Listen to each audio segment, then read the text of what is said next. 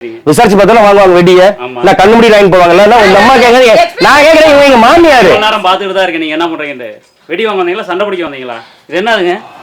Back எங்க அத்தை sir அது சார் அது எங்க அத்தை இது எங்க அத்தை பேக் அது இத ஓபன் பண்ணுங்க. எதுக்கு பேக் ஓபன் பண்ண சொல்றீங்க? என்ன யாரும் பாக்குறீங்க? கடையில அப்படியே யாரும் பாப்பீங்க? சார் உங்க மேல சார் எஃப்எம் எடுங்க. அவர்தான் வந்துட்டு தேவையில்லாம ஏதோ பேசிட்டு பாருங்க.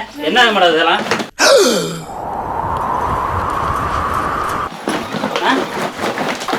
ரவி இதெல்லாம் எப்படி வந்ததுன்னு எனக்கு தெரியாது ரவி. இதுதான் வந்தீங்களா நீங்க? சார் தயவு கொஞ்சம் கம்முனு கத்தாதீங்க சார் கத்தாதீங்க சார் ப்ளீஸ் சார் ஒரு நிமிஷம் ஏத்த நான் கத்தலங்க இருங்க. இன்னும் அந்த திருச்சோட வில்ல நீங்க என்னன்றத திருடுவீங்களா? இது உங்களுடைய 100வது திருட்டு. அப்படியா?